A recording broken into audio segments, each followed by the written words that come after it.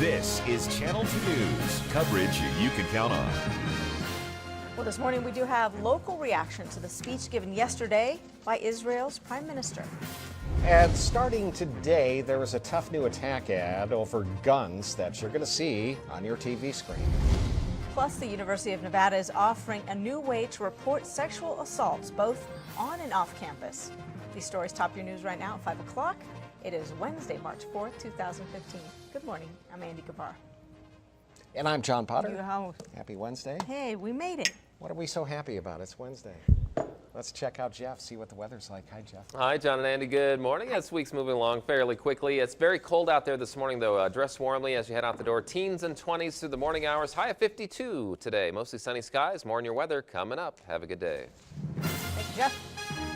Well, the University of Nevada has a new way for students, faculty, and staff to report sexual harassment and sexual assaults. This new hotline is available 24 hours a day, where you can anonymously call to report sexual assault or sexual misconduct either on or off campus. Unwanted sexual behavior is a tough subject to talk about, and so it often goes unreported. UNR says this hotline is specifically designed to help victims feel more comfortable with getting help. If you can go to a 24-hour hotline and explain to someone what happened to you, it'll validate your feelings and help you get through that traumatizing event. Well said. The 24-hour hotline numbers on your screen, 784-1030.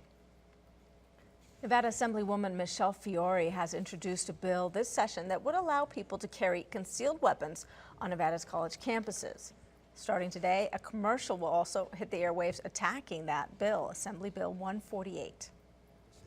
Anywhere we go, violent criminals and the dangerously mentally ill could be carrying loaded handguns. Well, that ad you just saw a bit of is paid for by Everytown for Gun Safety. They're an anti-gun group. Fiore says her bill is important for self-defense, especially for young women. She says the commercial is full of fallacies. You cannot be a criminal and have a CCW. The only people that go on campus, like what that commercial stated, are criminals that do not have a CCW. AB 148 would also allow concealed weapons on certain properties like public parts of the airport, private and public schools, and child care facilities. Meanwhile, Assembly Republicans are supporting legislation that would establish more rights for people who kill somebody in self-defense. It's AB 171. It would extend protections to those defending their vehicles. It would also provide immunity from civil actions to those who commit a justifiable homicide. Now, Democratic leaders and civil liberties groups have opposed the bill. They argue it would disproportionately harm minorities. And this morning we do have an update for you on a woman from Sparks. We first told you about her being missing last week. Well, Sparks police say 23-year-old Luz Reyes Galvan was found in a Reno motel, also arrested for outstanding warrants. Police found her from a tip from a secret witness, and officers say that she'd been hiding in the motel and was last seen by her family in October. And then there's the story of 25-year-old Tony Cunningham. He's been sentenced to half a century in prison for 4 robberies last year. 2 of the robberies involved deadly weapons. One was against a store clerk who was in her 60s, and they were committed between January and March of 2014. One involved the Sinclair gas station instead, which was robbed twice. All right, some heavy sentences we talked about yesterday, too. Yeah, don't mess with that Sinclair station, man. 50 years. Let's check the forecast this morning. Hi, Jeff. Hi, John and Andy. Good morning. It's kind of a cold day yesterday, only 47 for the high. We'll do a little bit better today, about 52, but it's going to be cold out there for through a good part of the day, especially through the morning hours. Right now, we are in the teens and 20s out there. We have clear skies, though. We'll see plenty of sunshine today, so that'll make it feel a little bit warmer out there. But right now, all the showers have moved out of the area. We're drying things out, so nothing's showing up on the radar. We'll stay dry. All of our mountain passes are open with no controls, and just some cold temperatures. 12 in Winnemucca, 10 in Eureka. Look at at Ely 4 degrees. Carson City, you're at 25 degrees. Minden 14, Truckee 12, and Hawthorne checking in with 28 degrees this morning. So yeah, cold out there this morning, a little bit warmer this afternoon, but we're still on the cool side of things for the next day or so. And then we'll start to warm things up as we head into the next few days, especially by this weekend. Taking a look at the almanac, average high is 55. Again, yesterday we did 47. Today we'll do about 52 degrees. Sunrise at 6:28 and your sunset now at 5:54. So looking for a cold morning out there. Temperatures in the 20s through 8 o'clock, and even around noon we'll still be in the low 40s. So again, winter coat in good order throughout the day today. High of 52 degrees. But the 7-day forecast, we really start to warm things up for this weekend. Good timing there. We'll talk about that in a few minutes. John and Andy, back to you. That's the same high pressure from 1986, right? Still sticking around. All right, it's definitely cold out there this morning.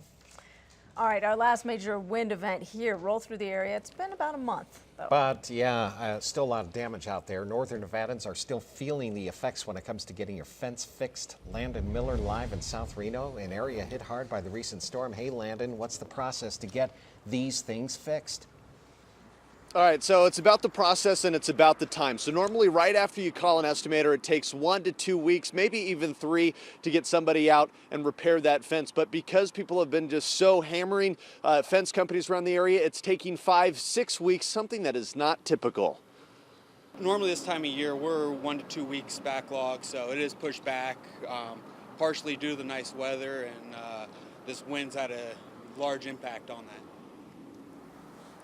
Yeah, now that the wind that we're talking about came through the area back on February 6th, causing a lot of damage and blowing down some trees. South Reno got hit particularly hard, as well as Spanish Springs. Most homeowners insurance covers the cost of fence repairs, but if the fence goes down between 2 yards, the cost to replace the fence is typically split between the homeowners. Now, as for the cost, there's not an exact number because each fence is different, but it typically runs high hundreds of dollars, sometimes thousands. Applebaum says for the most part, customers don't mind that delay, which is a good thing because it's going to take some time to catch up. Yeah, 40 to 50, I think, so far.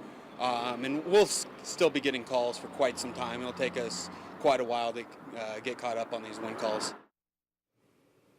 Yeah, his name is Trevor Applebaum. He's with Toll or Thole Fencing. A little bit of controversy on how you pronounce it this morning. But another thing, too, that's causing some delays is just simply the economics behind the fence building industry. They typically run a little bit on the short end when it comes to staffing just because it guarantees work for the number that they have because they rather have a little bit of people doing a lot of work as opposed to a lot of people doing a little bit of work. We're covering the story live in Damani Ranch. Landon Miller, Channel 2 News. All right, thank you for that, Landon. Yesterday, Israel's Prime Minister Benjamin Netanyahu spoke at a joint session of Congress. Netanyahu blasted U.S.-led negotiations with Iran. And just like in Washington, reactions to the speech here were mixed here in northern Nevada. Politicians, Israelis, and the local Jewish committee were split on everything from the Prime Minister's timing and demeanor to the circumstances surrounding his visit. Rabbi Ethan Baer of Temple Sinai told us he felt Netanyahu's remarks were too political. I think Netanyahu is really approaching this out of a politics of fear and trying to rally fear into the hearts and minds of all the politicians so that they will undermine the diplomatic process that has some real merit to it. Congressman Amadei, who attended the address, saw it as balanced and thoughtful, and the speaker as gracious. For more reaction, you can head to KTVN.com.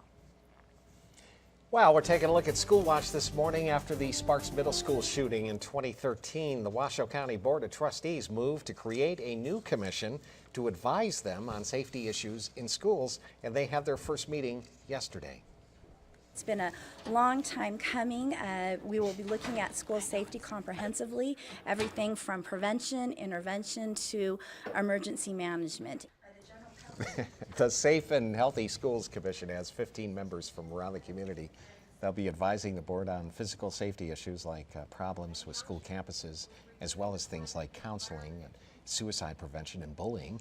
All their monthly meetings are open to the public, and the idea is these community members will have different points of view. Yeah, definitely input, and they're open to the public, so you can sit in and throw in your 2 cents. Now's your chance, to put some input into things like that. Absolutely.